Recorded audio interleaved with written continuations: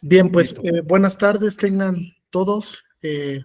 Estaba dando un poco más de tiempo para ver si se terminaban de conectar el demás alumnado, pero bueno, por respeto a los que se conectaron en tiempo y forma, vamos a comenzar esta sesión. Es la última sesión ya del diplomado de control de constitucionalidad y de convencionalidad en materia electoral. Está destinada precisamente a analizar cómo es que repercute el control de convencionalidad en la libertad de expresión a través de los diferentes estándares interamericanos que se han fijado precisamente para establecer el alcance, contenido esencial, desde luego las posibles restricciones que se pueden generar al ejercicio de este derecho que tiene desde luego un tinte evidentemente democrático. Y bueno, antes de comenzar la estructura de esta sesión para debatir sobre este tema de libertad de expresión, me voy a permitir compartir con ustedes una propuesta que diseñamos para poder emplear de manera correcta o poder realizar de manera correcta los ejercicios de control difuso, de constitucionalidad y de convencionalidad. Es un decálogo, por así decirlo, que tiene una serie de pasos. Me parece que les puede servir muchísimo para su práctica profesional. Voy a compartir desde luego este material y digamos que es una iniciativa que tenemos desde la Escuela Judicial para poder generar canales de comunicación correctos, efectivos, para que de a poco se vaya efectivizando más el tema del control difuso, que desde luego es un mandato constitucional. Entonces me parece que con esta estructura podrán ustedes observar un poco cómo es que se lleva a cabo una metodología para el ejercicio de control de manera ordenada, sistematizada, desde luego explicando cada uno de los pasos que comprende este ejercicio y, como les adelantaba, les puede servir muchísimo para su práctica profesional. Entonces, voy a compartir este documento. Cuando lo estén visualizando, si me ayudan nada más a confirmar.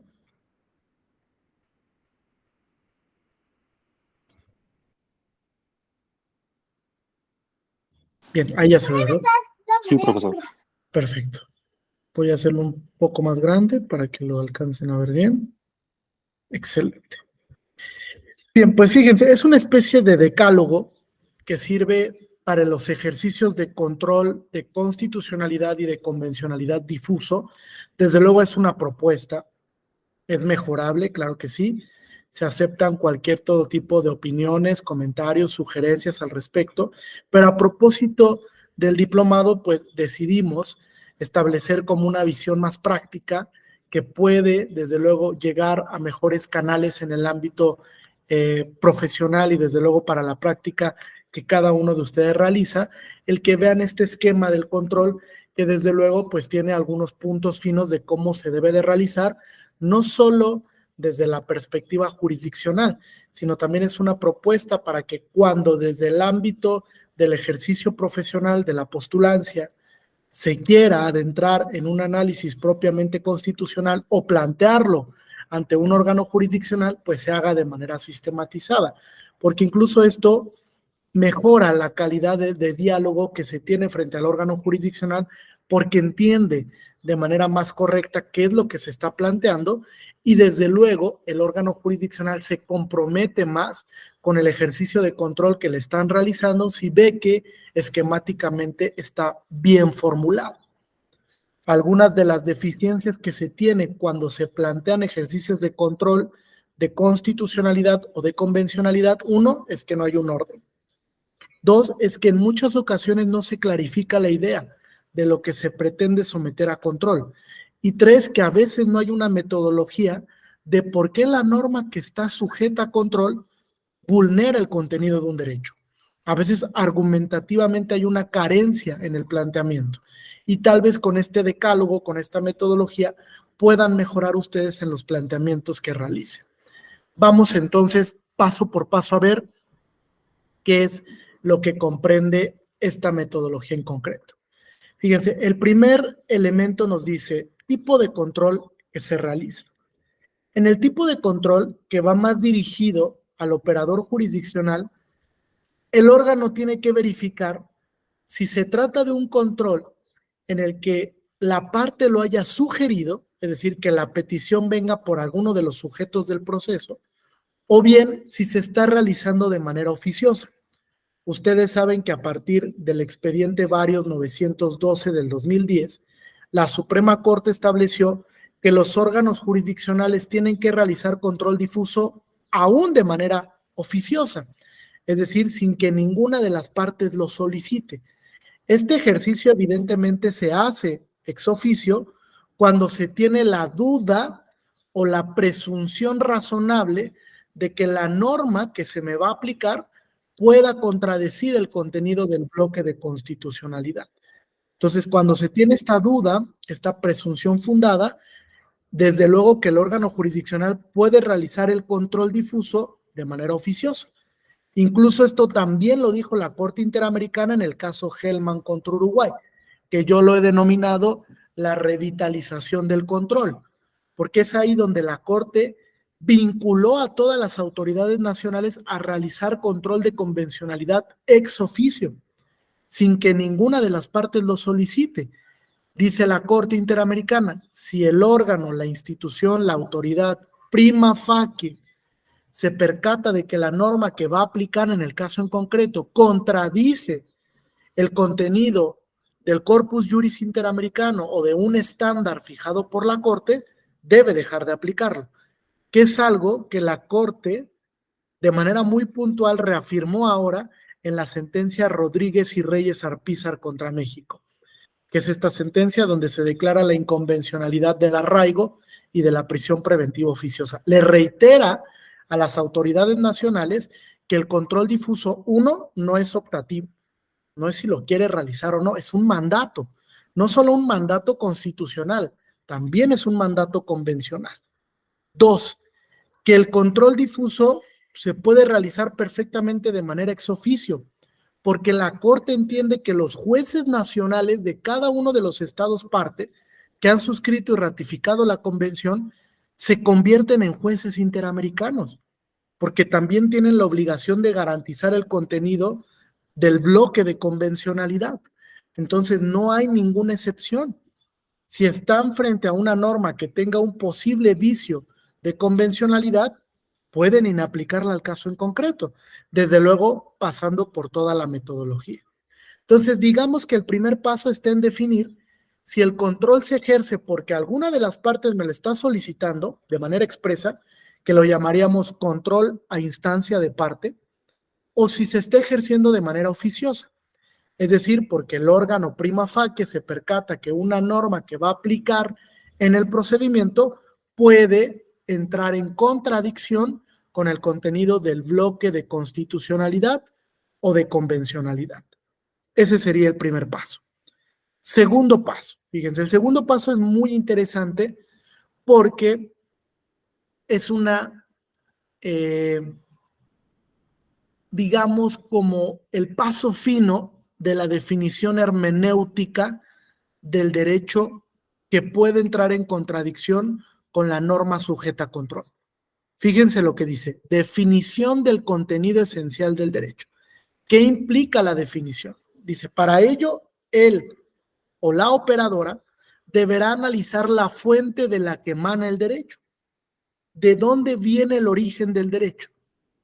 La fuente puede ser constitucional en un sentido estricto, es decir, que el derecho esté reconocido en la Constitución. Puede ser convencional, porque tal vez habrá oportunidades donde un derecho no lo reconozca la Constitución, pero sí un tratado internacional. Y ustedes saben que la reforma constitucional de 10 de junio del 2011 lo que buscó fue constitucionalizar a las normas de derecho internacional.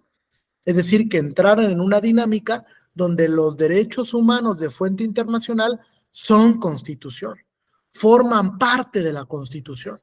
Entonces también puede derivar el reconocimiento de un derecho de lo que dicte un tratado internacional.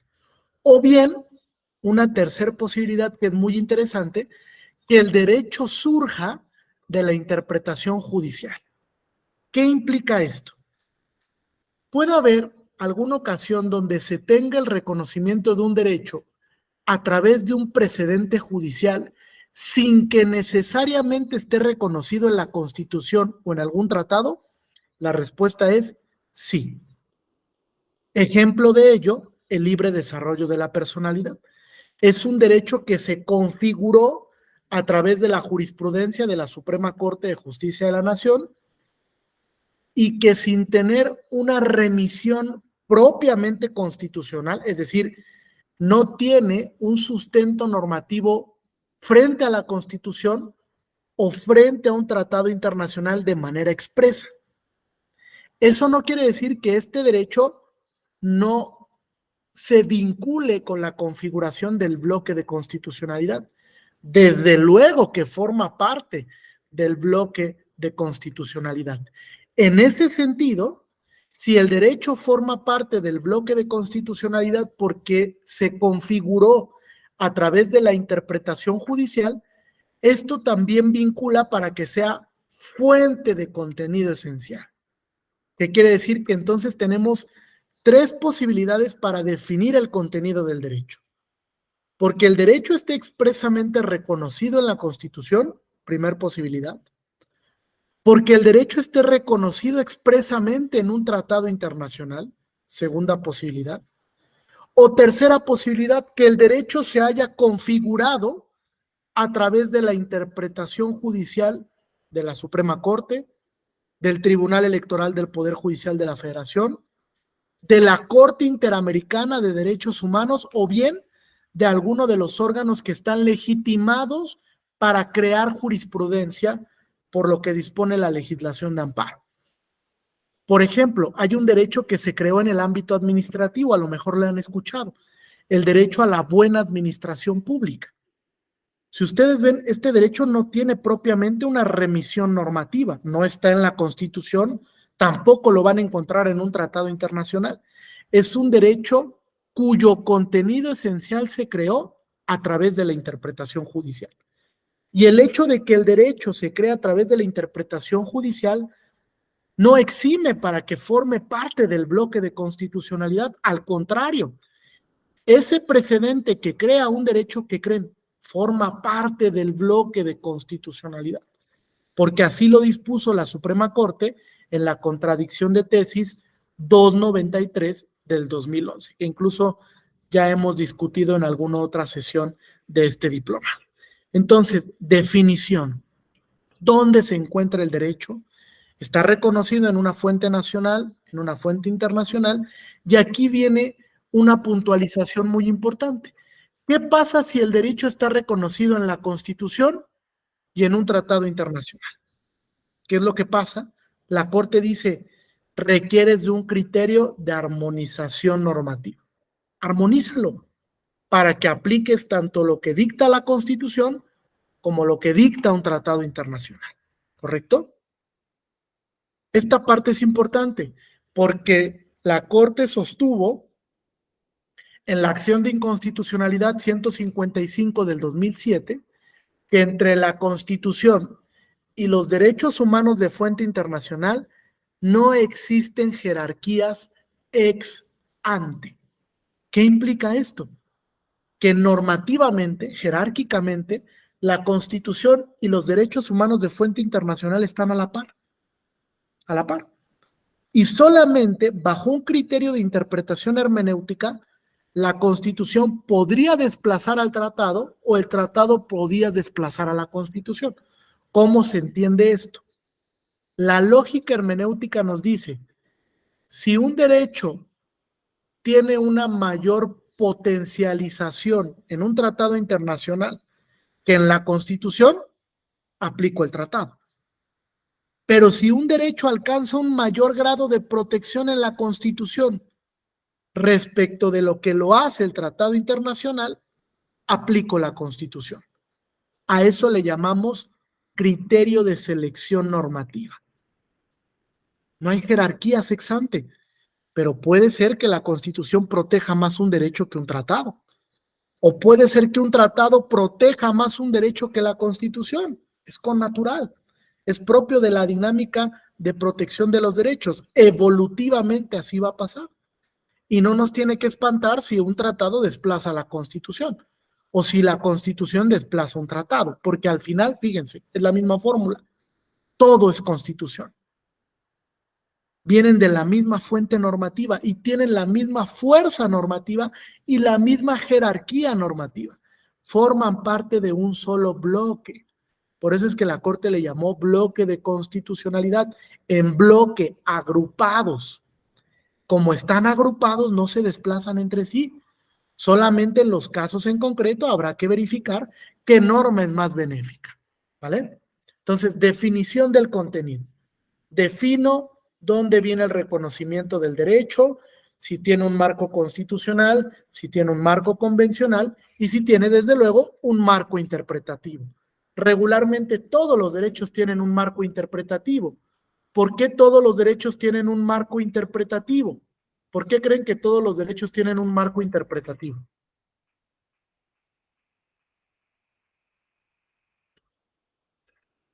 ¿Por qué creen?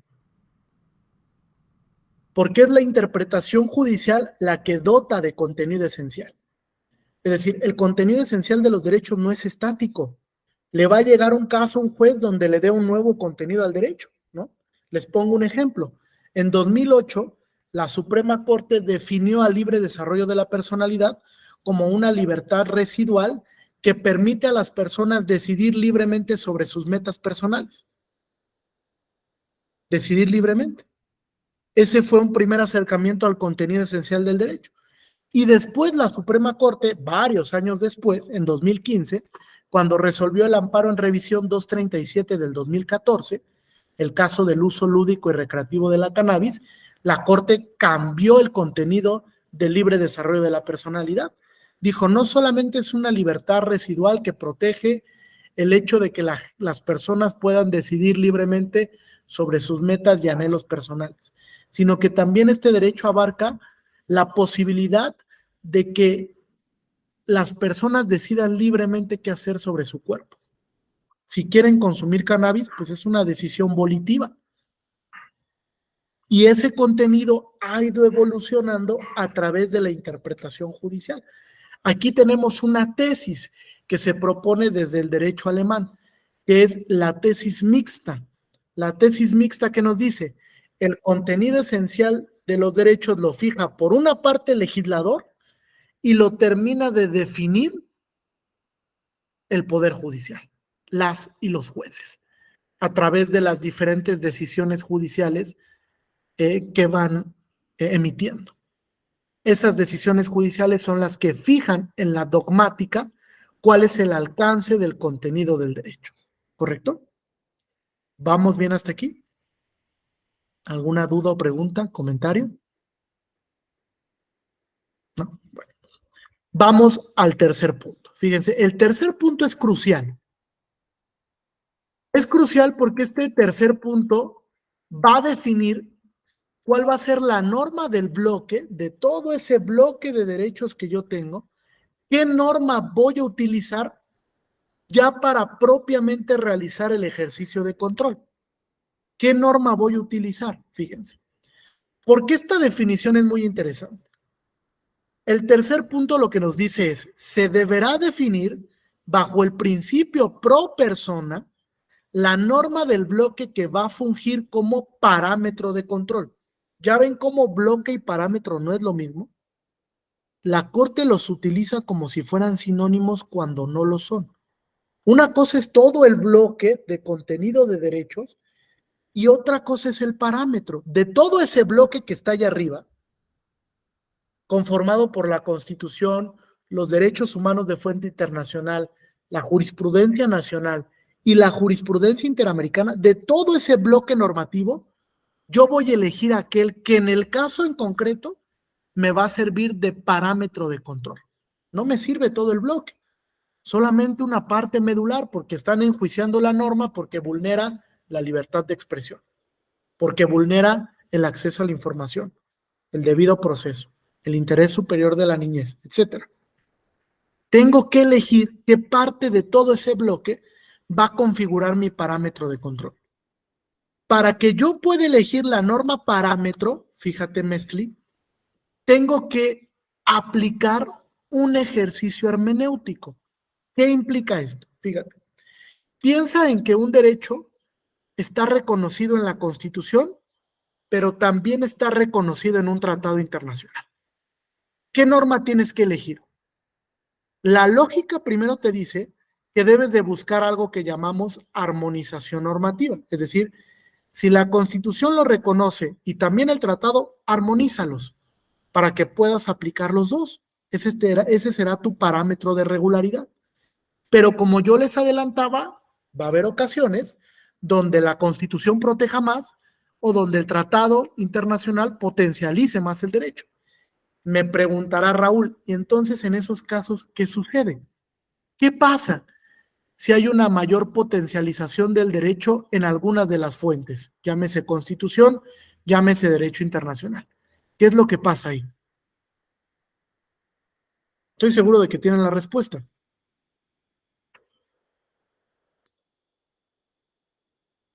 Sí, Raúl, adelante. Bueno, de no existir alguna restricción expresa en la Constitución, se elige aquel que favorezca más a la persona. Ok, correcto. Bueno, dejemos de lado el tema de la restricción, porque no sé si leyeron la sentencia Rodríguez y Reyes Alpizar contra México. Manda un mensaje muy claro a la Corte Interamericana. El concepto de restricción que se creó en la contradicción de tesis 293 del 2011 es inconvencional. No es válido, porque desplaza el control de convencionalidad, porque es como si hicieran, y lo dijo el ministro Cosío en la audiencia pública de este caso, es como si México interpretativamente configurara una reserva al cumplimiento de un derecho reconocido en la convención sin que previamente lo haya establecido. Es decir, las restricciones o el concepto restricción constitucional que configuró la Corte para establecer que en esos casos prevalece la Constitución, viola los estándares interamericanos, principalmente un estándar que se fijó desde la Convención de Viena. No puedo invocar una norma de derecho interno para dejar de cumplir un tratado internacional. Y es lo que estaba sucediendo de alguna manera. Invoco la Constitución, le doy un grado de privilegio a la Constitución y con eso desplazo al derecho internacional, como si no existiera el derecho internacional. Entonces, es muy claro, este párrafo es el párrafo 177 de esta sentencia, donde dice, no puedes invocar, incluso aunque la invocación venga desde la Constitución, porque ¿qué creen? La Constitución Nacional también está sujeta a control. Y aquí lo vimos. La Corte Interamericana le ordena a México modificar la Constitución para eliminar las figuras del arraigo y la prisión preventiva oficiosa o en automático. ¿Por qué? Porque no respetan los estándares interamericanos. Entonces el mensaje es claro. Si tú vas a invocar una restricción constitucional sobre pretexto de no cumplir con un estándar interamericano, ¿qué crees? Esa aplicación es inconvencional. Ricardo, adelante. Sí, gracias, doctor. Entonces, en ese sentido, si la propia Constitución está sujeta al control de constitucionalidad, de convencionalidad, las jurisprudencias entonces están sujetas sí al control de constitucionalidad y convencionalidad. Y lo digo porque estaba revisando unas tesis en las que precisamente prohíbe o no permite este control de constitucionalidad y convencionalidad respecto a las tesis de la Suprema Corte, lo cual a mi punto de vista no era conforme a esto, precisamente por lo que comenta, ¿no? Porque desde mi punto de vista sí debiera de estar sujeta al control de convencionalidad, pero quería saber si desde su punto de vista es correcto que, o es errónea más bien estas tesis que dicen que no están sujetas a las jurisprudencias porque pues finalmente se rompería, digamos, con la obligatoriedad de la jurisprudencia y con esta jerarquía, digamos. Fíjate, es un criterio que se originó ya hace algún tiempo, es una contradicción de tesis, de hecho, que resuelve finalmente el Pleno de la Corte, 299 del 2013, si no me falla la memoria, donde precisamente se dice que la jurisprudencia emitida por la Corte no puede estar sujeta a control de convencionalidad. Fíjate, creo que el criterio es poco afortunado. Primero, y vamos a la misma lógica del criterio hermenéutico. Pensemos en un caso en el que yo tengo una jurisprudencia nacional y tengo una jurisprudencia interamericana. Fíjense, la jurisprudencia interamericana es complementaria y vinculante. No lo digo yo, así lo dijo la Suprema Corte en la contradicción de tesis 293 del 2011. Dijo, es complementaria y además es vinculante. Aunque México no haya sido parte, exacto. No importa si México fue parte o no, en la opinión consultiva o en el caso contencioso. Lo relevante es que ese criterio sea aplicable al caso en concreto, ¿no? Entonces piensen en que tienen un criterio nacional y un criterio interamericano. Y entonces se dan cuenta que el criterio interamericano es más benéfico que el criterio nacional. La lógica que nos dice, ¿cuál debo aplicar? El interamericano. El criterio interamericano. Y de alguna manera, al preferir el criterio interamericano sobre el nacional, estoy dejando de aplicar el criterio nacional. A pesar de que sea obligatorio, a pesar de que sea obligatorio.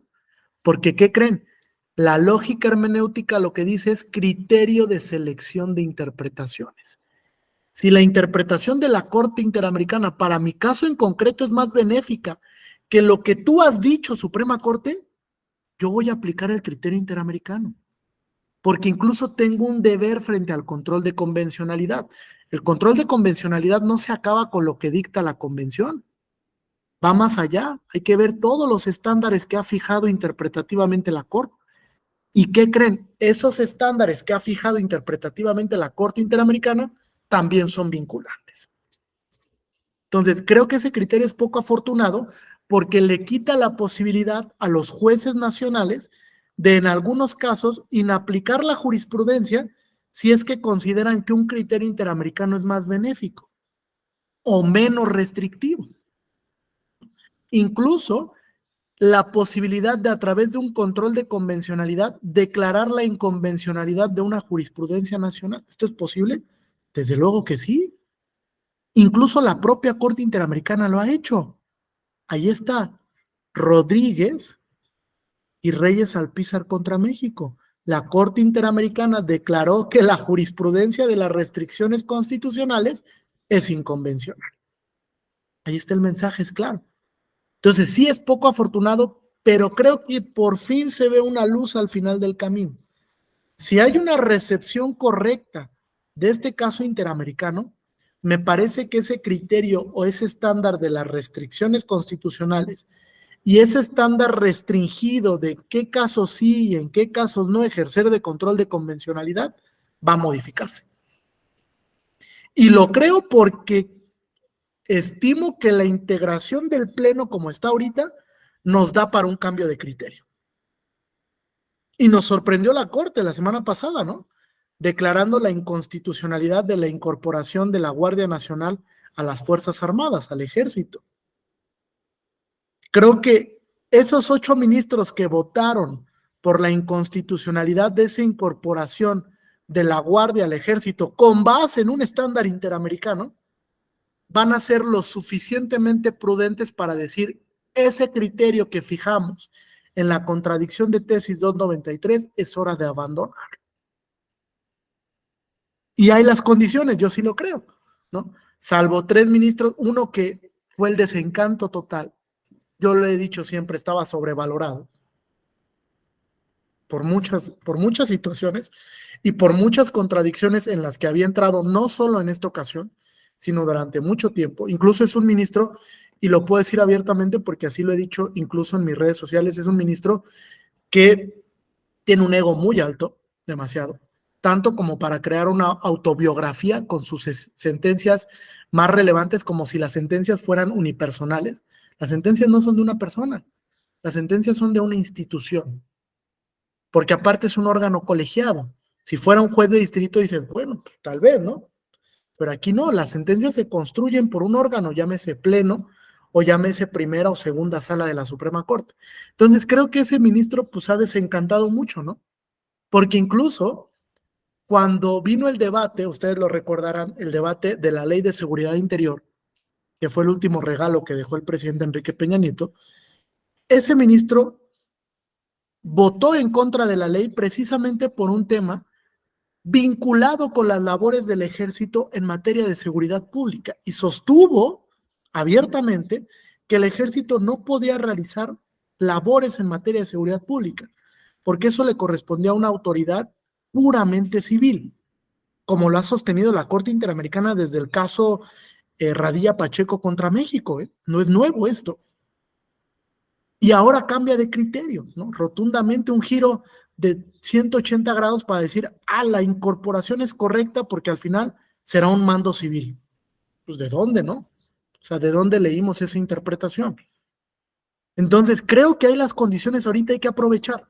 Hay incluso un amparo en revisión 355 del 2021 pendiente de resolverse por el Pleno de la Corte, que ya había estado en proyecto por la ministra Piña y que ahora se returnó para que el ponente de ese proyecto, paradójicamente, sea el ministro Saldívar, ¿no?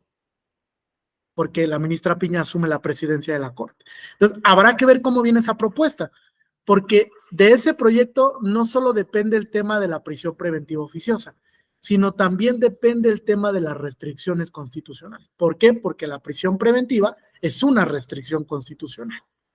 Entonces va a estar muy interesante. Les digo, el tema del cumplimiento, híjole, es medio escabroso, porque no solo le toca a la Suprema Corte el tema del cumplimiento de esta sentencia, sino también le corresponde, desde luego, al poder reformador de la Constitución. Y ahí ustedes saben que hay un parámetro de reforma establecido en el artículo 135. No es tan sencillo. Viene un debate que necesita cierta votación. Después la reforma tiene que ser aprobado por la mayoría de los congresos a nivel local. O sea, es un proyecto un proceso algo complejo.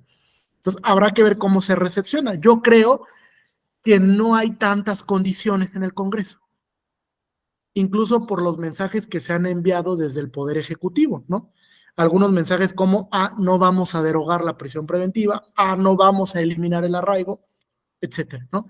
Entonces, va a ser un tanto problemático porque también los jueces se van a enfrentar en una dinámica donde tengan que empezar a inaplicar la prisión preventiva oficiosa a través de un de convencionalidad, o tengan que inaplicar el arraigo, porque ya lo dijo la Corte Interamericana abiertamente, el arraigo es notoriamente inconvencional, siguiendo una línea jurisprudencial que había venido sosteniendo desde el 2017. ¿Vale? Entonces, está interesante ese tema también. Mestli, adelante. Buenas tardes. Aquí en este tema que estoy, bueno, en lo personal muy de acuerdo, ¿cómo entra el principio de la supremacía constitucional? Sí quisiera que por ahí me pudiera dar, o nos pudiera ayudar en este tema, digo, visto como fuera de contexto, pues, y así llanamente está, lo que no esté de acuerdo con la Constitución va fuera, ¿no? Pero no es así, ¿no? Y no es así de simple. Sin embargo, todavía encontramos jueces que quieren aplicarlos así, ¿no? Llanamente. Entonces, sí quisiera que nos pudiera ahondar en esa parte. Gracias.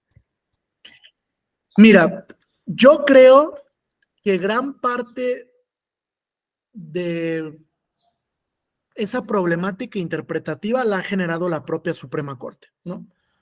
Porque la Corte ha enviado un mensaje donde de alguna manera impide que el órgano jurisdiccional de manera discrecional pueda realizar control de convencionalidad o aplicar el principio pro persona.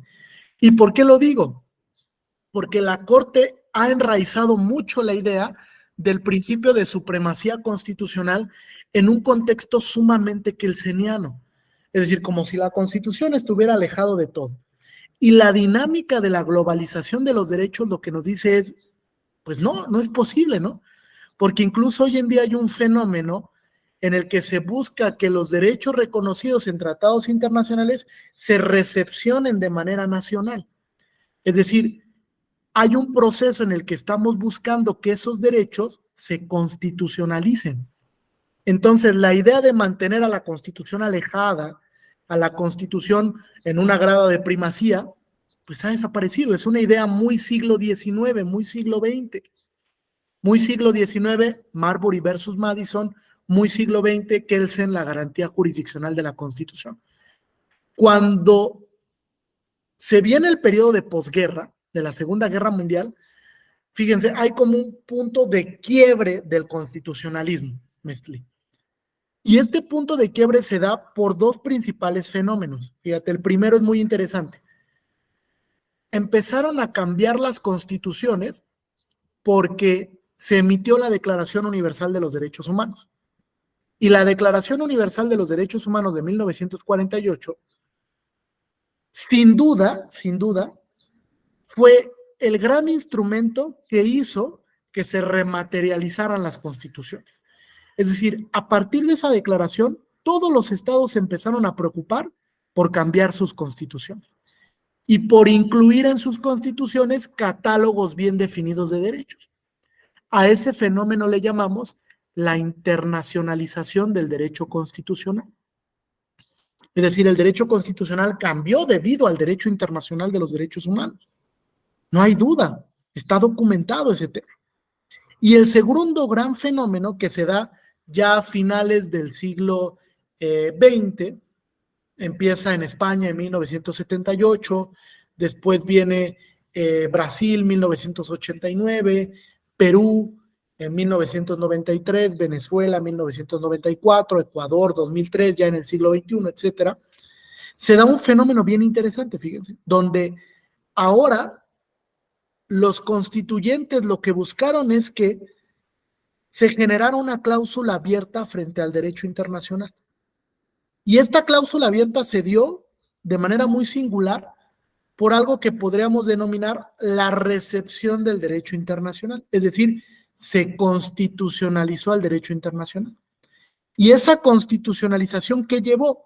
Primero, replantear el principio de supremacía de la Constitución. Y segundo, generar un cambio interpretativo, porque ahora el control no solo se hace frente a la Constitución, ustedes lo saben, ¿no? O sea, no es que yo solo enjuicie una norma frente a lo que dicta la Constitución, no. Ahora enjuicio la norma frente a lo que dicta la Constitución, frente a lo que dicta el derecho internacional y frente a lo que dicta la jurisprudencia internacional. Incluso con posibilidades de generar espacios de diálogo con el llamado soft law. ¿Sí la habían escuchado, el soft law? Las recomendaciones emitidas por comités especializados, comités de la Comisión Interamericana de Derechos Humanos o de Naciones Unidas, que también tienen comités especializados en cada uno de los rubros de los derechos. Entonces, esta dinámica lo que nos obliga es a replantearnos el principio de supremacía. Y lo que yo les diría cuando se enfrenten a un juez que, digamos, está en la misma dinámica de aplicar solo la Constitución, que le envíen un mensaje muy claro, pero contundente y sencillo. Es, señor juez o señora jueza, los derechos humanos de fuente internacional también son Constitución. La fórmula es muy sencilla. O sea, si tú me dices que solo me vas a aplicar la Constitución, correcto, pero ¿qué crees? Los tratados internacionales de derechos humanos y la jurisprudencia interamericana también forman parte de la Constitución. Entonces me los tienes que aplicar porque es un estándar que se configuró, vuelvo a lo mismo, en bloque. Y ese bloque lo que conlleva es el principio de integración normativa, que se integre la Constitución con los tratados, con la jurisprudencia nacional y con la jurisprudencia interamericana. Entonces, esa es la lectura que hoy tenemos que tener, Mestli, porque va de la mano precisamente con la definición del parámetro. El parámetro se define a través de un criterio de selección. Y el criterio de selección, ¿qué creen? Es discrecional. El juez decide. El juez va a decir, bueno, para mi caso en concreto, mi parámetro es la Convención Americana. O para mi caso en concreto, mi parámetro es la Constitución y este criterio que ha emitido la Corte Interamericana. El juez discrecionalmente lo puede hacer, porque tiene que atender la configuración del parámetro conforme a lo que le estén planteando. Así es como se selecciona el parámetro. Si lo entendemos así, vamos a hacer ejercicios interpretativos de control de manera correcta. Ponía algo sobre la mesa Raúl, le decía, bueno, siempre y cuando no haya una restricción, decía Raúl, ¿no? Yo le diría a Raúl, parece que ese siempre y cuando va a desaparecer, interpretativamente. O sea, vean qué tan relevante es esta sentencia de la Corte Interamericana que nos notificaron hace 15 días. Es una sentencia que va a marcar un punto y aparte sobre la interpretación que ha hecho la Corte del principio de supremacía de la Constitución. Y yo les decía, yo sí veo condiciones para que la Corte cambie de criterio a partir de este precedente interamericano. Y más porque veo una Corte fuerte. En esta integración veo una Corte mucho más fuerte que cuando el ministro Saldívar la presidía. Parece que ahora la Corte no va a ceder frente a algún tipo de presión política, aun cuando venga un mensaje del Poder Ejecutivo que diga no vamos a eliminar la prisión preventiva oficiosa. Veo condiciones para que la Corte diga en efecto la prisión preventiva oficiosa es inconvencional. Mestli, adelante. Perdona, para no extenderme, No, abonando a la situación, de hecho fue el tema del 19 constitucional, el tema del arraigo y la prisión preventiva es un asunto, si no estoy mal, el ministro José María, creo que era el ponente en su momento, y traía este amparo en revisión la ministra Piña, que no era la presidenta, Saldívar presidía, y el punto era precisamente sobre el principio de supremacía constitucional y el tema de la convencionalidad, porque sesionaron en varias ocasiones y modificó el ministro ponente para decir, a ver, como para que se entienda bien, es declarar o una interpretación conforme e inconvencional, ¿no? Y ni aún así quisieron, ¿no?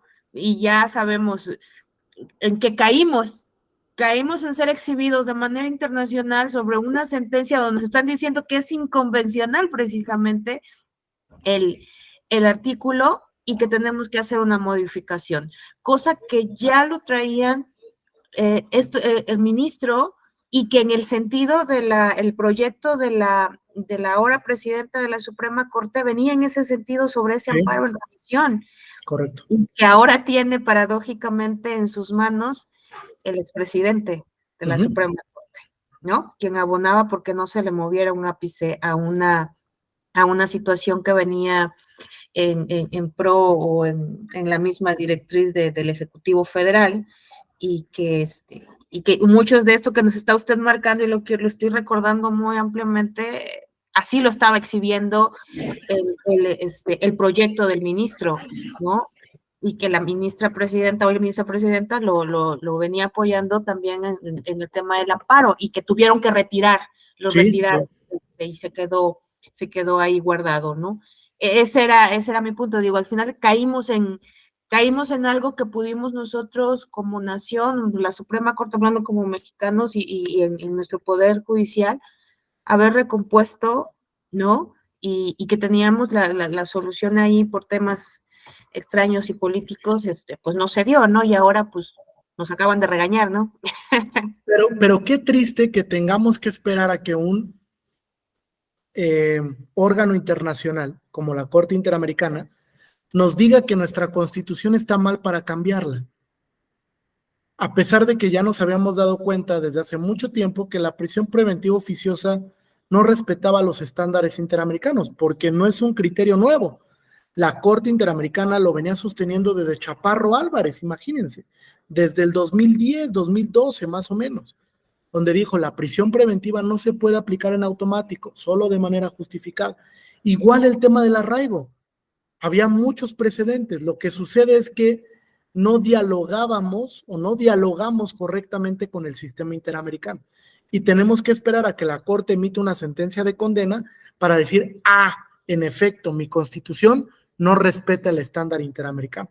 Y ahora, fíjate, peor, Mestli, porque ahora estamos sujetos a que se cumpla la sentencia, porque también puede pasar en el peor de los panoramas que México diga, pues no voy a eliminar la figura de la prisión preventiva ni tampoco del arraigo. Y háganle como quieran.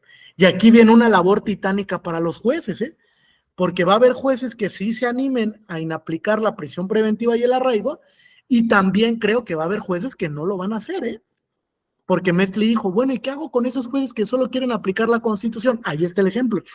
Va a haber jueces que digan, bueno, pues mientras el arraigo esté ahí, a pesar de que digan misa, yo lo voy a seguir aplicando. Lo mismo con la prisión preventiva oficiosa, mientras esté, establecida en el artículo 19, yo la voy a seguir aplicando. Y va a haber jueces valientes que digan, no, yo voy a hacer control difuso de convencionalidad y voy a dejar de aplicar el artículo 19 para aplicar el estándar interamericano.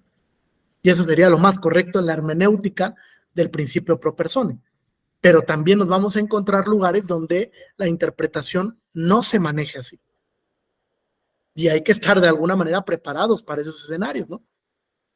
Lo mejor que nos podría pasar es que la Corte mande un mensaje contundente, como en el expediente varios 912 del 2010, donde la Corte diga, en efecto, la prisión preventiva y el arraigo son inconvencionales y los jueces deben de dejar de aplicarla. Me parece que ese sería el mensaje en el que los jueces le harían caso a la Suprema Corte, ¿no? Y dejarían de aplicar estas figuras a pesar de que siguieran vigentes en la Constitución. Fíjense en dónde nos hemos metido, o sea, a qué embrollo interpretativo hemos llegado. Todo porque existe una tensión, ustedes lo ven, una tensión permanente entre lo que dicta la Corte Interamericana, lo que dicta la Suprema Corte, los criterios que por ahí puedan existir políticamente que de alguna manera influyen en la decisión de la Corte, etcétera, ¿no? Y la Sala Superior también se ha visto envuelta en este tipo de embrollos, en muchos de los casos que ha resuelto, ¿no? A presiones políticas, a presiones donde a los partidos no les gusta, a un tema muy reactivo. Lo vamos a ver. Ahorita con un tema de libertad de expresión es un tema muy reactivo, donde la Sala Superior dice algo y ustedes se dan cuenta, a los 2 días viene una iniciativa para decir que la Sala Superior ya no lo puede hacer. Entonces ha sido un tema muy reactivo hoy en día. E interpretativamente ha sido un tema muy complejo para los tribunales. Bien, ¿correcto hasta aquí? ¿Alguna otra duda o pregunta? ¿No? Bien, ¿me dan un minutito, por favor? Vuelvo.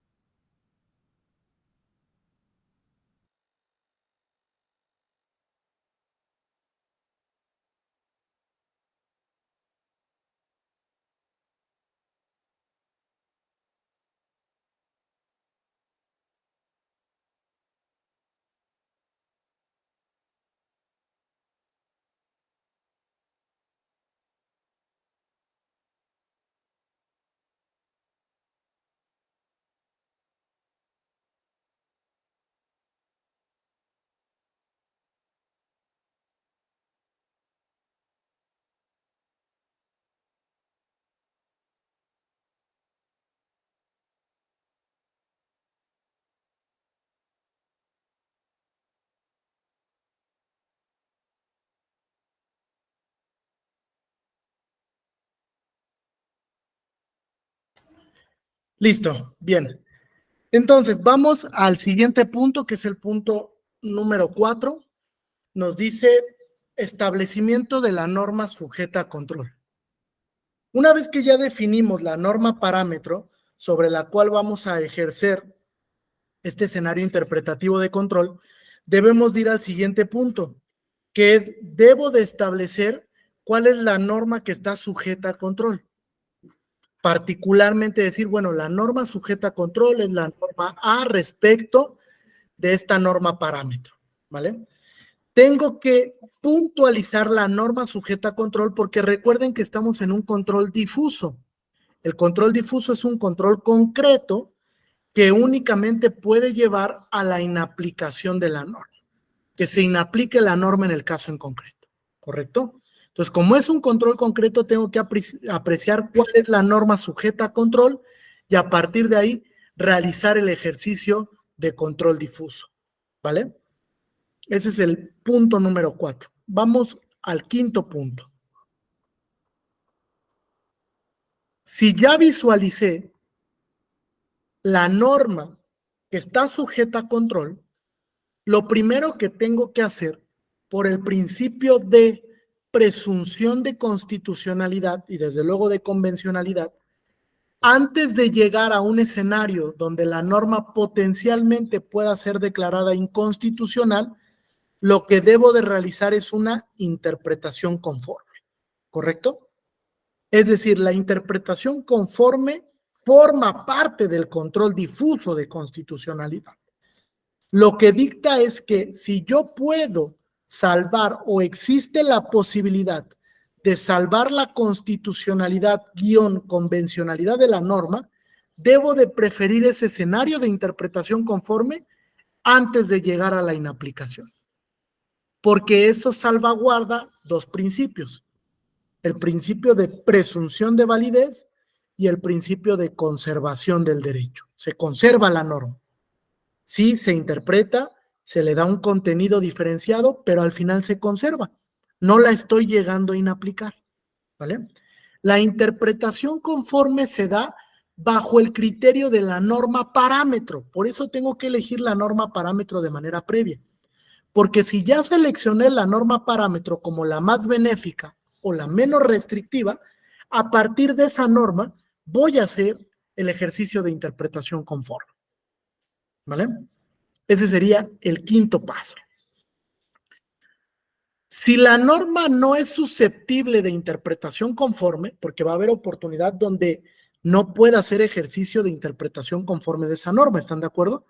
Uno, porque la norma no lo permita, o dos, porque esté frente a un escenario donde la norma puede ser potencialmente inconstitucional.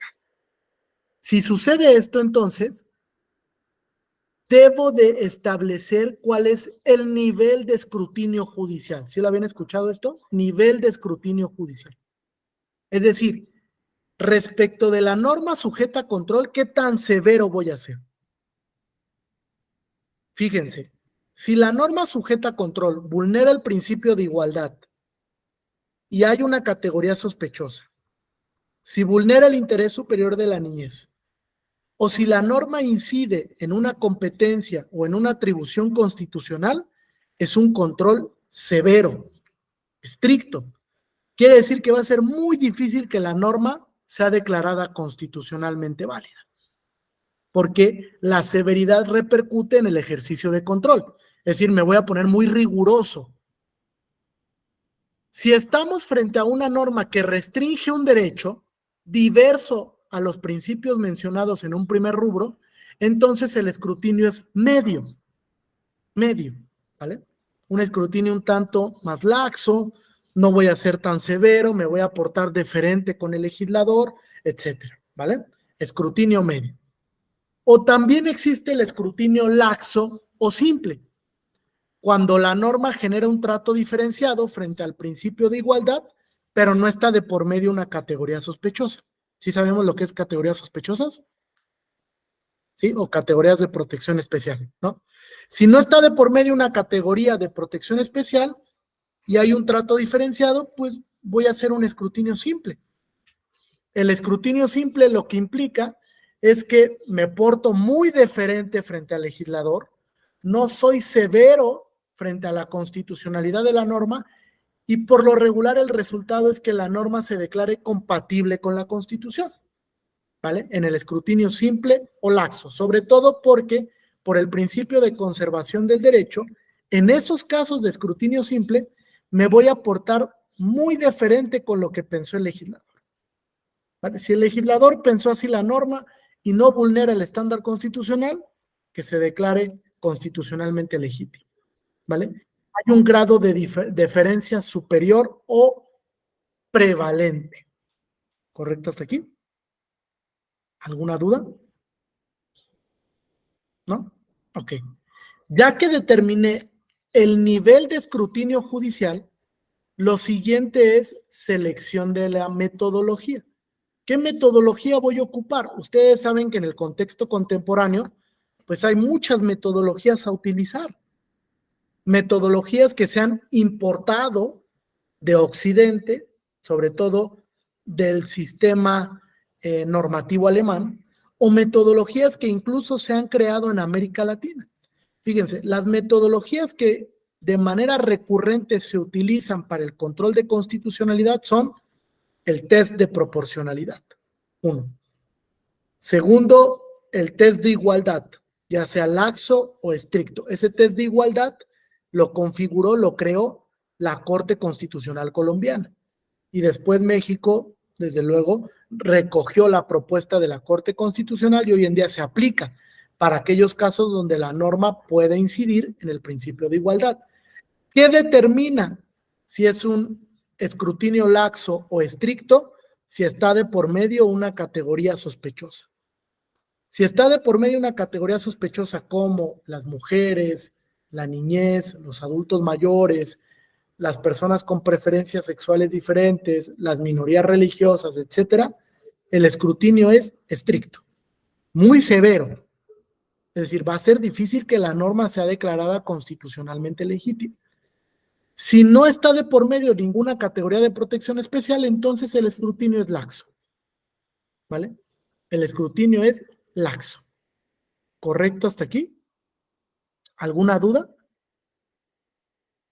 Ok. Siguiente metodología, test de progresividad, que ahí hay un ejemplo muy interesante en la justicia electoral, en el SUBREC, recurso de reconsideración 88 del 2020. Les invito a que lean esa sentencia, para que vean cómo la Sala Superior recogió la metodología del test de progresividad. Siguiente metodología, test de libertad de expresión, que ahora lo vamos a ver en esta clase, para verificar si la norma limita de manera razonable o no el contenido de ese derecho, con un enfoque democrático y principialista. También tenemos el juicio de ponderación como otra posibilidad cuando hay un conflicto entre principios y lo tengo que resolver para decantarme por uno de ellos, entonces elijo el juicio de ponderación. O la última, el examen de regularidad, que es en aquellos casos donde la norma incida de manera general en el bloque y deba yo de revisar su conformidad o no, ¿vale? Digamos que es la metodología genérica, la que se utiliza aun cuando no quiero utilizar alguno de los test, ¿vale? No quiero utilizar el test de proporcionalidad, bueno, solo hago el examen de regularidad, ¿no? Para determinar si la norma es o no compatible. ¿Con qué? Con la Constitución. Una vez que seleccioné la metodología que me va a servir en mi caso en concreto, ya viene su aplicación. Aplico la metodología. Y aquí viene una labor propiamente del operador, que es argumentar. ¿Vale? La argumentación del por qué sí o por qué no la norma es conforme al bloque de constitucionalidad. Respecto, evidentemente, del parámetro que yo haya seleccionado. En mi caso en concreto, para el ejercicio de control difuso. Aquí es un ejercicio puramente argumentativo, dar razones. Aquí entra parte del decisionismo judicial. El órgano jurisdiccional, bajo deber de motivar, tiene que establecer si la norma es o no compatible con el bloque. Y para llegar a esa conclusión, tiene que vertir argumentación e interpretación y razonamiento judicial idóneo para ese ejercicio interpretativo, para ese ejercicio de control, ¿correcto? Una vez que ya apliqué la metodología, viene el noveno paso, que es la definición, establecer si la norma es o no compatible con el parámetro que yo seleccioné, y finalmente los efectos de la posible inconstitucionalidad. Fíjense, la regla general lo que nos dice es que el efecto del control difuso es una inaplicación en el caso en concreto. ¿Están de acuerdo? Se inaplica en el caso en concreto. Se inaplica en el caso en concreto debido a que la norma no reviste de conformidad frente a la norma parámetro. Encontré que la norma parámetro, digamos, quedaba vulnerada por la norma sujeta a control. Y entonces tengo que establecer que esa norma parámetro prevalece sobre la norma sujeta a control, ¿vale? Entonces, la regla general es la inaplicación con un efecto interpartes, solo para las partes que están sujetas a ese proceso. Solamente para ellas se va a inaplicar. Pero hay una excepción. Cuando se acude con interés legítimo en la defensa de derechos democráticos o derechos de naturaleza difusa, la inaplicación puede trascender. ¿Cómo trasciende? A un grupo determinado de personas o determinable. Vino a cuestionar la constitucionalidad de una norma una persona que pertenece a la comunidad de la diversidad sexual.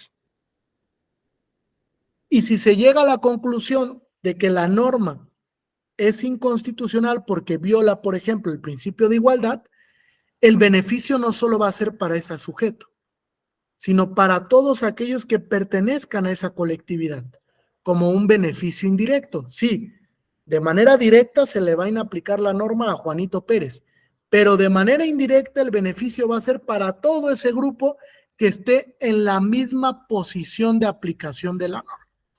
Algo que llamamos aplicación preferente del ámbito normativo.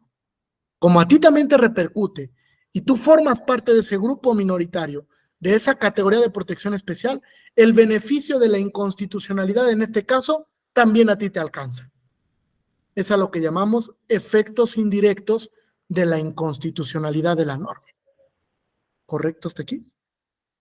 Entonces, fíjense, tiene un matiz. El control difuso no solamente puede llevar a la inaplicación, sino a una inaplicación con un efecto, híjole, mucho más difuso, ¿no? Como su nombre lo indica, porque puede llegar a más personas que no hayan acudido al examen de control. Les voy a poner un ejemplo relacionado con esta sentencia que ya les recomendé del Subrec 88-2020. Fíjense, lo que se cuestionó ahí fue un acto derogatorio por parte del Congreso de la Ciudad de México. De un día para otro, el Congreso de la Ciudad de México dice, voy a derogar la figura de la Diputación Migrante. ¿Por qué? Pues porque no hay dinero. No se dio cuenta de que ese acto derogatorio podía vulnerar el principio de progresividad, el principio de igualdad y no discriminación vinculado con una categoría de protección especial, las personas migrantes, y 3, el principio o el derecho fundamental a ser votado, en su vertiente de integrar un escaño en el Congreso de la Ciudad de México. La Sala Superior determinó que el acto derogatorio era inconstitucional, ¿vale? Porque vulneraba esos principios. Y ahí utilizó la metodología del test de progresividad. Determinó que el acto es inconvencional y cuál es el efecto de la declaratoria de inconstitucionalidad. Aquí viene lo interesante. Para que realmente estuviéramos frente a un efecto positivo por la declaratoria de inconstitucionalidad, lo que determinó la Sala Superior fue revivir la figura derogada a través de algo que llamamos reviviscencia. Revivo la figura derogada para que se aplique en ese proceso electoral y todas aquellas personas que estén en posición de ocupar un escaño en el Congreso de la Ciudad de México vía Diputación Migrante se puedan registrar como candidatos, vinculando incluso a los partidos políticos para que por lo menos nombraran una candidatura vía Diputación Migrante, ¿correcto?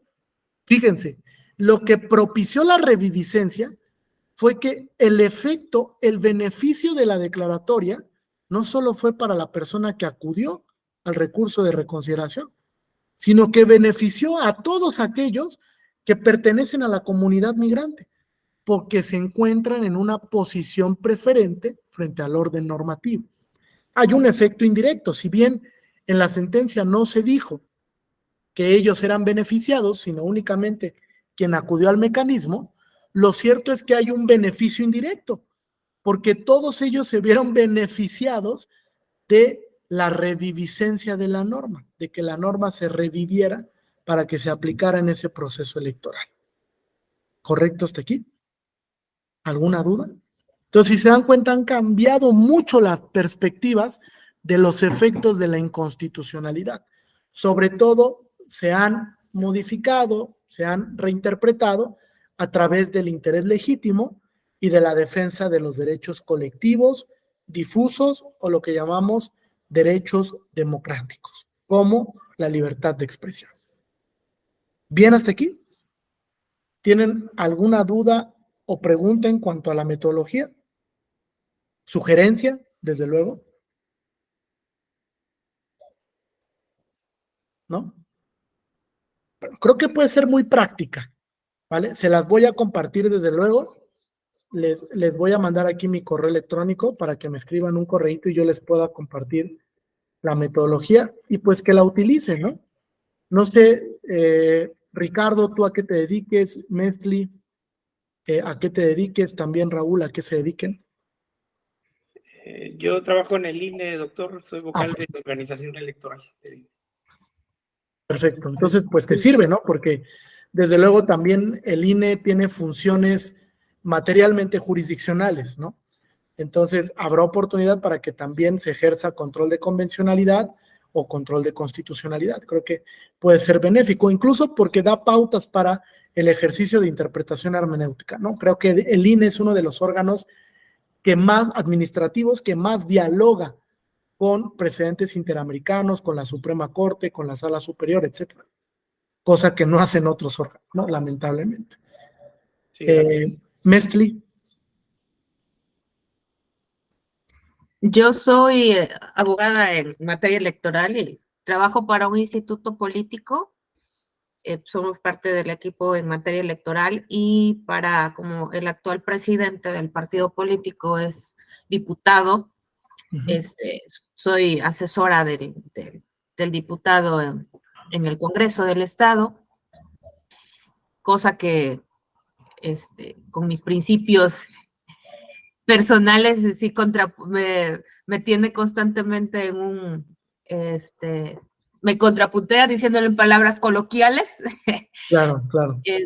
Con ciertos temas que vienen muy al caso ahorita, de una temporalidad corta para acá, y a eso me dedico. Soy asesora y abogada en un instituto político. Perfecto, muy bien, pues creo que te sirve muchísimo, ¿no? Porque a través de esta metodología, pues puedes hacer el planteamiento de algunas normas electorales que puedan ir en contra del bloque de constitucionalidad, ¿no?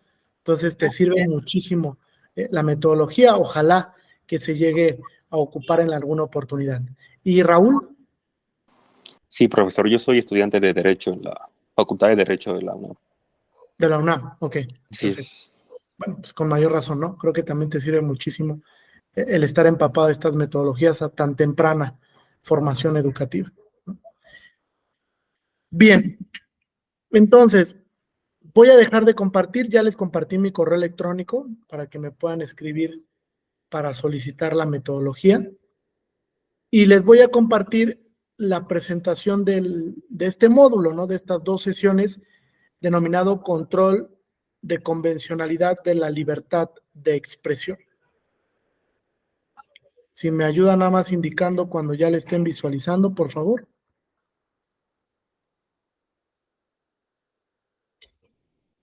Ya sé, ¿verdad? Así es.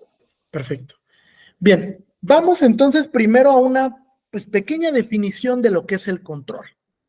Fíjense, el control de convencionalidad no es otra cosa que un examen de regularidad donde se verifica si las normas de derecho doméstico o los actos que emanen de las autoridades nacionales son o no compatibles con el bloque de convencionalidad. Desde luego que ha habido un desarrollo del control, desde el caso Mirna Marchand contra Guatemala, donde en un voto particular el entonces juez interamericano Sergio García Ramírez habló por primera vez o introdujo la connotación control de convencionalidad, hasta ahora el caso Hellman contra Uruguay, que ya les mencionaba, que es la revitalización del control. Ha habido un desarrollo jurisprudencial interesante de la Corte a razón de lo que implica el control de convencionalidad y desde luego que ha habido una consolidación. Yo hoy podría decir que la gran consolidación del control paradójicamente se da en este caso Rodríguez y Reyes Alpizar contra México. Es la gran consolidación del control, porque ahí vuelve a explicar la Corte Interamericana cómo debe de realizarse el control. Le vuelve a decir a México, el control difuso de convencionalidad no es optativo, no es si lo quieres realizar o no, es un mandato que yo he establecido a lo largo de mi jurisprudencia. Y entonces te indico, te preciso, México, que debes de realizar control de convencionalidad de todas las normas a nivel nacional. Eso implica que el control también se pueda realizar respecto del contenido de la Constitución, ¿sí? Desde luego que sí. Vamos a llegar a un caso muy interesante, Olmedo Bustos contra Chile, denominado también la última tentación de Cristo, donde la Corte Interamericana declaró la inconvencionalidad de la Constitución chilena y declara la inconvencionalidad de la Constitución chilena por el tema de censura previa, estableciendo que ese concepto censura previa para no permitir la difusión de una película, de material cinematográfico, de material periodístico, de material artístico, etcétera, es inconvencional, porque viola precisamente la libertad de expresión. Ese tema de la censura previa se ha ido desarrollando a lo largo de la jurisprudencia interamericana.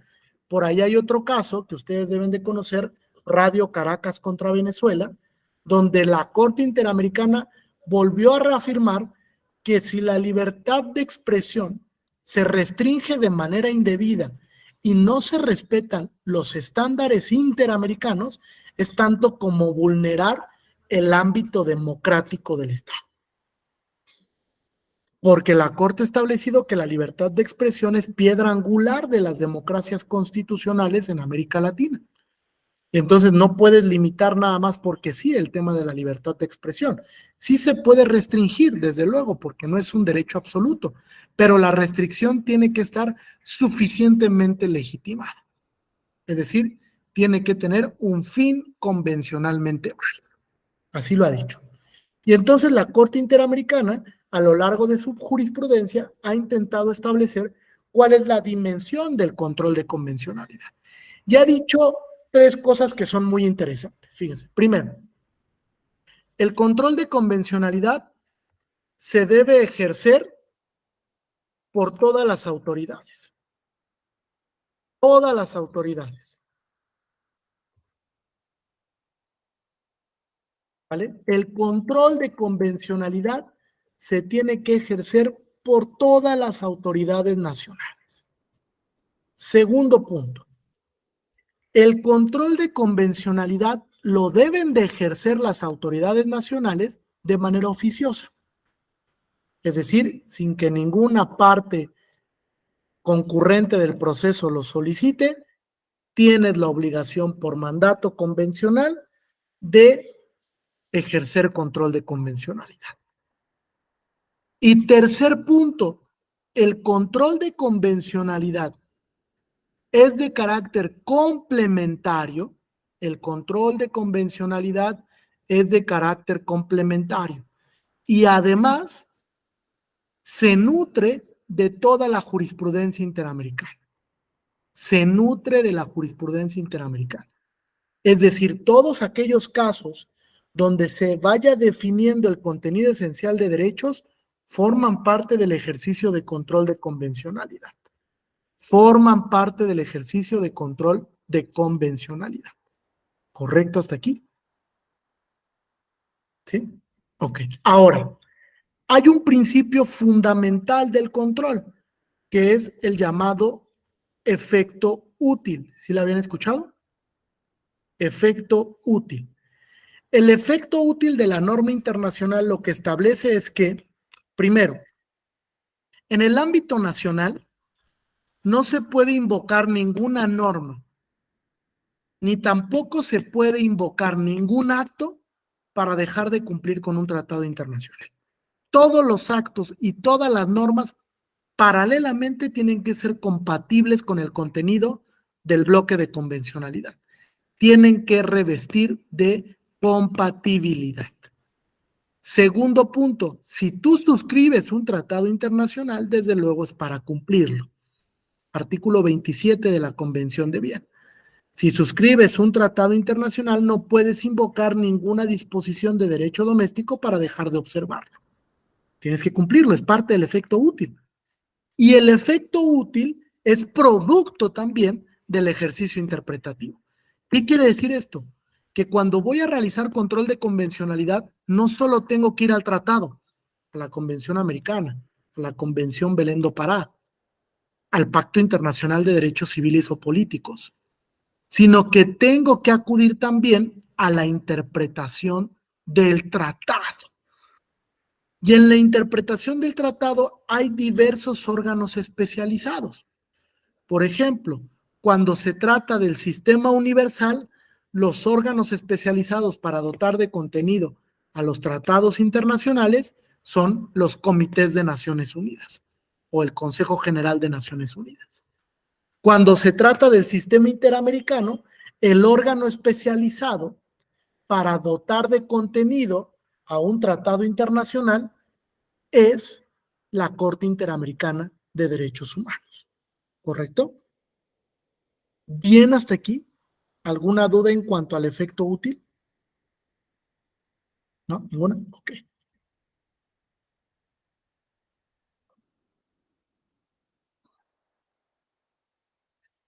Fíjense entonces, vamos a entrar al análisis de diversos casos que se vinculan con el tema de libertad de expresión, con el tema de libertad de expresión y control de convencionalidad.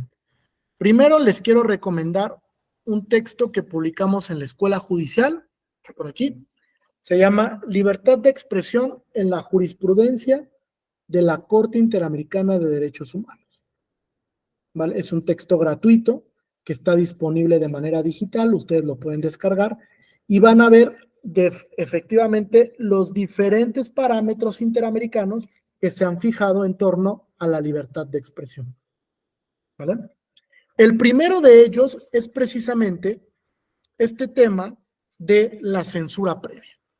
Fíjese, el tema de la censura previa fue muy problematizado en el sistema interamericano por dos razones. Una, porque se trataba de enjuiciar a la Constitución chilena. Y cuando se trata de una norma constitucional, la Corte Interamericana se enfrenta a muchos problemas interpretativos. El primero es cómo declarar la inconvencionalidad de una constitución. Es un tema muy complejo interpretativamente. Y muy complejo porque también se enfrenta a un segundo obstáculo. ¿El Estado va a querer cumplir con la determinación? Si yo obligo al Estado chileno a que modifique su constitución, ¿realmente lo va a hacer? Fíjense qué pregunta más interesante. Por eso es que la Corte se ha modulado, de alguna manera, en estos casos de control de convencionalidad de constituciones nacionales para establecer de manera muy particular que va a optar por ejercicios de interpretación conforme. Antes de llegar a la inconvencionalidad de una constitución, voy a hacer todo lo posible por salvar su conformidad frente al bloque de convencionalidad. Esto sucedió en un caso, Petro Úrrego contra Colombia, que es un caso en materia electoral, donde, híjole, a pesar de que no había posibilidad para un ejercicio de interpretación conforme, pues la Corte Interamericana optó por ese ejercicio, con tal de que no se generara una tensión muy importante, mayúscula, frente al Estado colombiano, que pudiera dar pauta, por ejemplo, a que Colombia se saliera del sistema interamericano o que denunciara la Convención Americana sobre Derechos Humanos, ¿vale? Entonces, en este tema de censura previa, fíjense, en el párrafo 70 de la resolución, la Corte Interamericana nos dice, el artículo 13.4 de la Convención establece una excepción a la censura previa, ya que le permite en el caso de los espectáculos públicos, pero únicamente con el fin de regular el acceso a ellos para la protección moral de la infancia y la adolescencia. En todos los demás casos, cualquier medida preventiva implica el menoscabo a la libertad de pensamiento y de expresión. ¿De dónde creen que viene el fundamento para establecer que en la propaganda electoral, cuando se trate de menores, no puede aparecer la imagen del menor, salvo que exista un consentimiento informado por los padres o tutores legales y donde se le explique al menor, esto lo dijo la Sala Superior en una sentencia que ustedes conocen, en la sentencia del niño de Movimiento Ciudadano, ¿la recuerdan? El que cantaba la canción. Bueno, ahí la Sala Superior dijo, a ver, no basta con el consentimiento informado, no basta con que el tutor o representante legal diga, en efecto, doy la autorización para que la imagen del menor aparezca en propaganda electoral o propaganda de partido político. Lo que dijo la sala es que además se le tiene que explicar al menor cuál es el alcance de que su imagen, derecho a la propia imagen, esté difundida en Internet, sobre todo en plataformas digitales, en ese momento YouTube. ¿Cuál es el alcance que tiene esto? Y que el menor logre comprender que su imagen efectivamente se difunda en esos canales de comunicación. En el caso de Movimiento Ciudadano, pues el niño era un artista, ¿no? Nato. Y entonces él decía, sí, yo estoy de acuerdo con que mi imagen me gusta, porque me gusta cantar, porque me gusta salir, porque me gusta estar en las plataformas digitales. Y entonces de alguna manera él consintió la difusión de su imagen. Pero el tema de la excepción para la censura previa viene de un estándar interamericano. Les apuesto a que no lo sabían. Se fijó por la Corte Interamericana ese estándar, de decir, la censura previa solo aplica tratándose de la niñez o la infancia. Es decir, si tú vas a difundir cualquier material cinematográfico, artístico, fotográfico, periodístico, etcétera, tienes que difuminar la imagen del menor para que el menor no salga, porque si no vas a vulnerar su interés superior y vas a vulnerar el derecho a la propia imagen. Salvo que, aquí viene una excepción, el menor consienta que su imagen quede expuesta, ¿vale? A través de estos parámetros. La autorización del representante, tutor, tutora y el consentimiento informado del menor, es decir, que el menor sepa la repercusión de que su imagen quede ahí, quede en esa propaganda gubernamental, en esa propaganda electoral o en esa propaganda del partido político. ¿Correcto hasta aquí? Incluso hoy en día, no me dejará mentir Ricardo, existe un acuerdo general del INE, donde se establecieron las bases para que se pudiera otorgar el consentimiento informado de los padres y del menor, ¿vale? Un acuerdo general que detalla cuáles son los requisitos para que pueda establecer la imagen de un menor en propaganda electoral, ¿vale? Habrá que repensarlos ahora, Ricardo, ¿eh?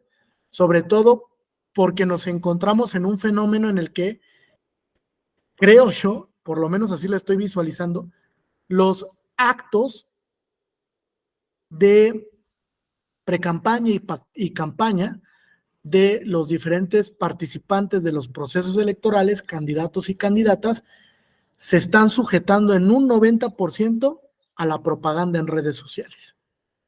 Y es una labor titánica para el Instituto Nacional Electoral, porque no solamente tiene que supervisar que no haya vulneración en razón de un acto anticipado, de un acto prohibido, que no haya promoción personalizada, etcétera, sino que además tiene que fiscalizar toda esa propaganda de las redes sociales, porque el sistema de fiscalización está monopolizado.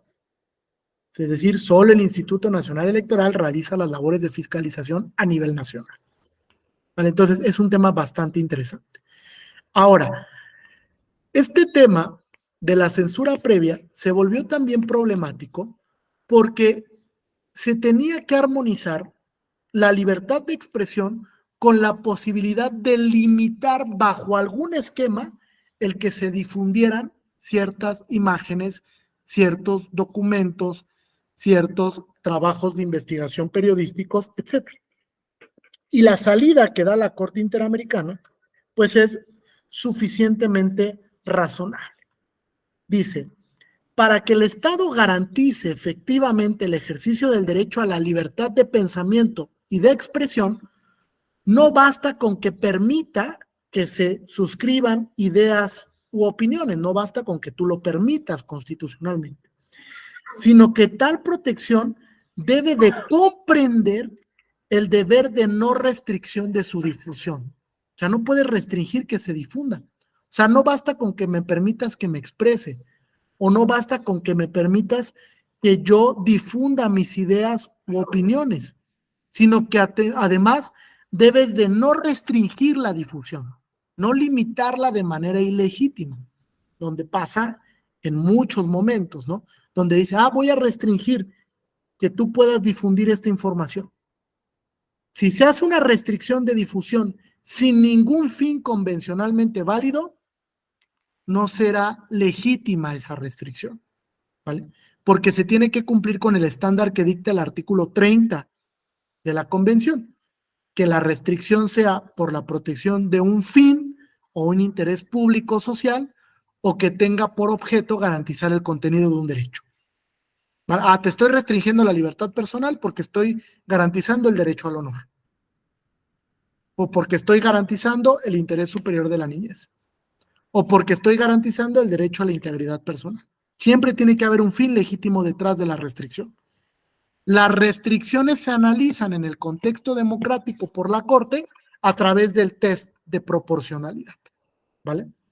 La última gran sentencia donde la Corte ocupó esta metodología del test de proporcionalidad para el tema de libertad de expresión es el caso Lagos del Campo contra Perú, ¿vale? Que es una de las tareas que le quiero dejar para mañana, que puedan leer esta sentencia. Es la última que vamos a ver, Lagos del Campo contra Perú. Se las voy a poner aquí en el chat. Lagos del Campo versus Perú. Y les voy a copiar también el enlace de la sentencia de la Corte Interamericana.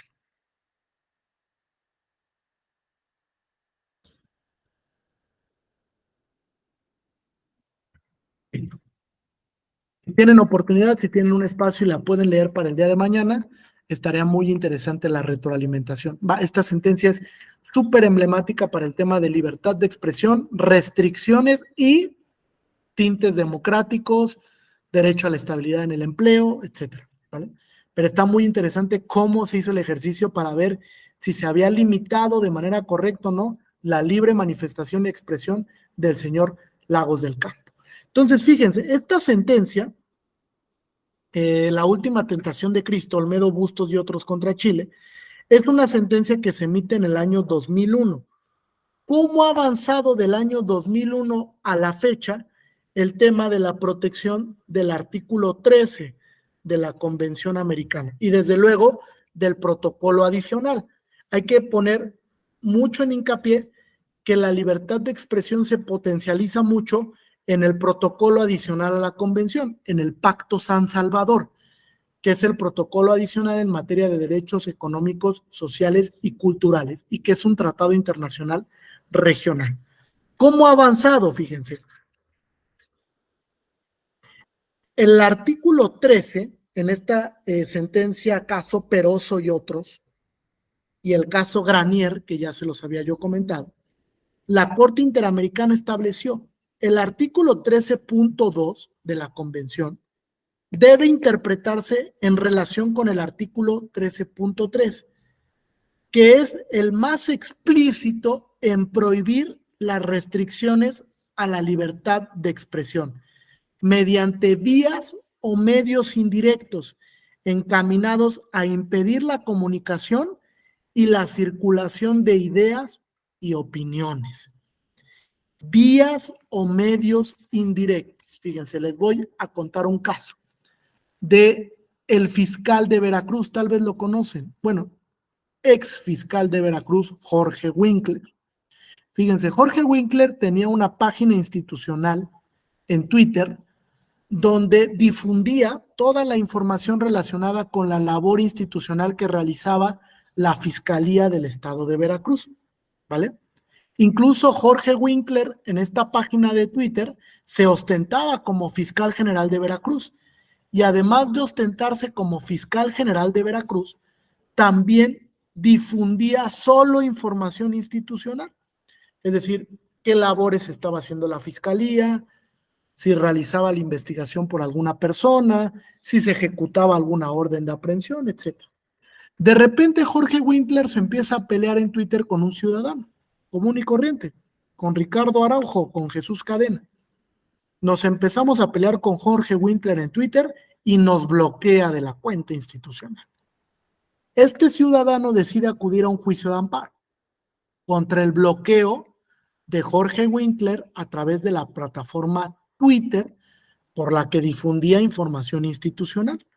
Un juez de amparo determina que el bloqueo era inconstitucional porque generaba una restricción indebida de conformidad con el alcance, el contenido esencial que tiene la libertad de expresión, la libre circulación y el intercambio de ideas.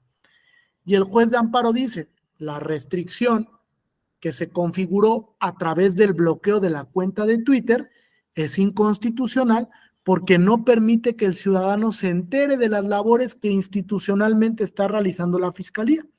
¿Y qué crees? Le dice a Jorge Winkler. La cuenta que tú institucionalizaste en Twitter no es de uso personal. No es que ahí Jorge Winkler difunda sus fotografías de su día de campo o lo que está realizando con su familia, sino que está difundiendo información institucional que es de carácter público y de trascendencia nacional. Ojo, quédense grabados estas dos frases, que es de carácter público y de trascendencia nacional, porque de ello depende algo que la Corte ha denominado test de libertad de expresión o de acceso a la información, que la información sea pública y que además me interese la información. Si yo soy veracruzano, pues me quiero enterar pues, de cómo está el tema de impartición y administración de justicia en el Estado. Y una de las vías de comunicación, pues es el Twitter del fiscal. Vuelvo al párrafo. No se puede restringir la libertad de expresión mediante vías o medios indirectos encaminados a impedir la comunicación y la circulación de ideas y opiniones. Y la circulación de ideas y opiniones. ¿Correcto hasta aquí? Esto lo dijo la Corte Interamericana en el caso Peroso y otros, y en el caso Granier contra Venezuela. ¿Correcto? ¿Vamos bien? ¿Alguna duda o pregunta? ¿No? Bien. Después tenemos, ¿cuáles son las vertientes de la libertad de expresión? En términos interamericanos tenemos 3 vertientes de la libertad de expresión. De naturaleza individual, que comprende el derecho a hablar, escribir, así como utilizar cualquier medio apropiado para difundir ideas, pensamiento, la libre circulación y hacerlo con el mayor número de destinatarios posibles. Esa es la naturaleza individual de la libertad de expresión, que lo que yo difunda llegue al mayor número posible, ¿vale? Al mayor número posible. Segundo, de naturaleza colectiva, donde dicha libertad se conforma en un medio para el intercambio de ideas e informaciones y para la comunicación masiva entre los seres humanos, que se sustituya, que se instituya como piedra angular de las sociedades democráticas. Fíjense, esto de la naturaleza colectiva, la Corte Interamericana lo profundizó en el caso Radio Caracas contra Venezuela. ¿Qué sucedió en este caso? Fíjense, el típico caso de poner incómodo al gobierno. Radio Caracas empezaba a difundir información, difusión de ideas, intercambio de opiniones que no necesariamente eran compatibles con el régimen en el poder en Venezuela. Lo que sucedió para esta radiodifusora es que de un día para otro le quitaron la concesión. Dijeron, ¿sabes qué? Radio Caracas ya no tiene la concesión pública del espectro radioeléctrico o radiofónico para que sigas difundiendo el intercambio de ideas que tienes a través de tu estación de radio. Te voy a levantar la concesión. No fue tal cual un levantamiento, sino ya no se ratificó la concesión, ¿no? Venía el periodo de ratificación y de repente el gobierno venezolano dice, ya no se ratifica la concesión que se le otorgó a Radio Caracas, ¿vale? Agota los medios institucionales a nivel nacional para agotar el principio de definitividad y llega al sistema interamericano. Y en el sistema interamericano la Corte es muy contundente.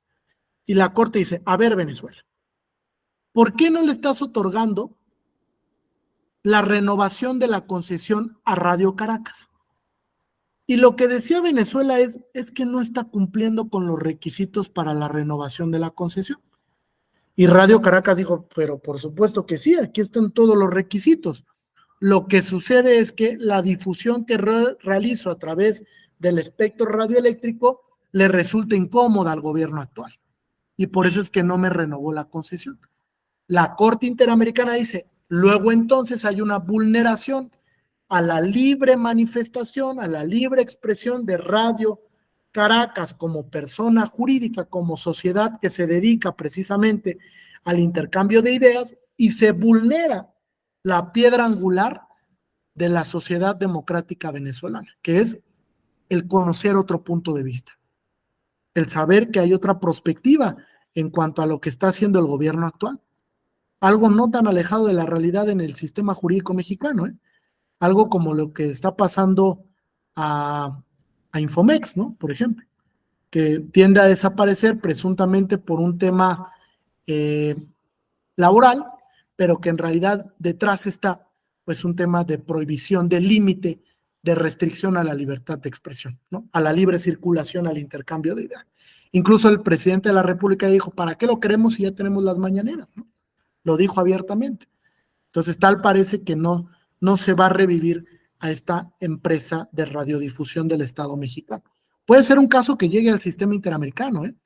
Los temas de libertad de expresión le llaman mucho la atención a la Corte, sobre todo porque sabe que están relacionados con un tema de sociedades democráticas, que está relacionado con un tema de que en muchas ocasiones resulta incómodo para el régimen político en el poder el hecho de que se difunda cierta información, y porque está relacionado desde luego con el ejercicio de un derecho democrático, que es la libertad de expresión. Entonces, la naturaleza colectiva va de la mano con esto, con permitir que de manera masiva haya un intercambio de información, de persona a persona, a través de la radio, de la tele, de las plataformas digitales, etcétera. Fíjense, hoy en día una deuda del sistema interamericano es que no se ha discutido el tema de las redes sociales. Tal vez sea tiempo para que a la Corte Interamericana llegue un tema de libertad de expresión en plataformas digitales, Twitter, Facebook, TikTok, Instagram, etcétera, porque hoy vemos que tienen una mayor valía en los procesos democráticos, ¿no? Sobre todo ahora que vemos las campañas del Estado de México y de Coahuila, nos damos cuenta de que las plataformas digitales son explotadas a su máxima expresión, porque llegan a un mayor número de destinatarios, ¿no? Entonces le están apostando mucho las y los candidatos por eso. Fíjense, yo vivo en la Ciudad de México y mi Twitter, mi Facebook está plagado de propaganda electoral de las dos candidatas del Estado de México y de los 4 innombrables del Estado de Coahuila, ¿eh? Porque la verdad es que, híjole, en Coahuila está pasando un fenómeno, no sé si tuvieron oportunidad de ver el debate de hace 15 días, híjole, fue algo triste, la verdad, triste para los ejercicios democráticos. O sea, nos encontramos con candidatos que la verdad... Nefastos. Sí, creo que esa es la palabra, ¿no? Esa es la palabra, o sea, poco productivo. El debate del Estado de México un poco más enriquecedor, sí queda un poco a deber porque todo se queda en discurso como siempre, no hay mucha propuesta, pero sí creo que las candidatas del Estado de México están mucho más preparadas que los 4 candidatos que no sé de dónde los sacaron para el gobierno del Estado de Coahuila. Pobre Coahuila, de verdad. O sea, no sé cómo va a ser gobernado estos próximos 6 años. Entonces, así se da en el contexto colectivo. Y finalmente, en el contexto político, se da por una libre circulación de ideas, pero relacionados con los asuntos públicos.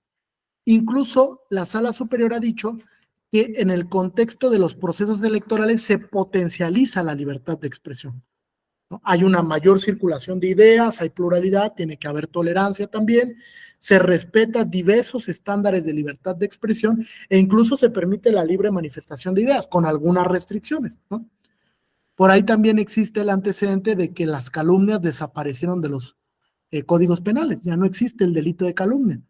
Se puede perseguir evidentemente por una vulneración al derecho al honor por la vía administrativa sancionadora o por la vía civil, pero ya no por la vía penal, precisamente porque se busca eso, que se potencialice el ejercicio democrático y que realmente los ciudadanos salgan a decir de todo cuando están en un proceso electoral, ciudadanos y también evidentemente las y los candidatos.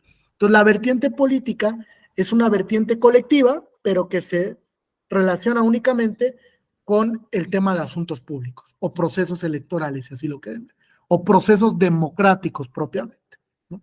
Donde se incentiva la libre circulación de ideas con una mayor potencialización en miras de que llegue a más personas lo que se está reproduciendo. ¿Correcto? ¿Alguna duda o pregunta adicional hasta aquí? ¿No? Lo vamos a dejar hasta aquí para que no se saturen. Y les voy a pedir otra tareita. Si alguien puede investigar para mañana, ¿qué es el estándar de real malicia? Estándar de real malicia, que es un criterio que ha fijado la Corte Mexicana precisamente para estos rubros de libertad de expresión. Estándar de real malicia. ¿Vale? Yo les voy a explicar el test de libertad de expresión y si alguien quiere compartir algo acerca de este estándar, bienvenido. Viene en la jurisprudencia de la Corte. ¿Vale? Y más o menos la producción del estándar es muy parecido al test de libertad de expresión que ha creado la Corte Interamericana. ¿Vale? Solo que uno lo creó la Corte Mexicana y otro lo aplican en el sistema interamericano. Pero al final tienen muchos puntos de coincidencia. ¿Vale? Estándar de real malicia. Bien, ¿alguna duda o pregunta hasta aquí? ¿Comentario? ¿Sugerencia? ¿No? ¿Vamos bien? Bueno, el día de mañana es la última sesión del diplomado. Voy a dar un último espacio ya al final por si hay alguna duda del trabajo final, ¿vale? El que tienen que realizar para la obtención del diploma. Como este diplomado lo coordinamos su servidor desde la unidad académica, entonces puedo solventar alguna duda que tengan sobre el trabajo final, porque al final yo soy quien lo califico. Entonces, para que todos tengan sin ningún problema el derecho a este reconocimiento o constancia por el diplomado, podemos aclarar alguna duda que pueda surgir, ¿correcto? ¿Sí? Bueno, si no hay ningún otro comentario o duda, muchas gracias por la atención. Nos vemos el día de mañana. Que tengan una excelente noche. Hasta pronto. Buenas noches. Gracias, Buenas buenas noches. Déjame, despido. Gracias, Alex. Que tengas bonita Pues noche. nada, Jesús, cuídate. Nos Mucho. vemos. Igual, bye bye. Nos vemos.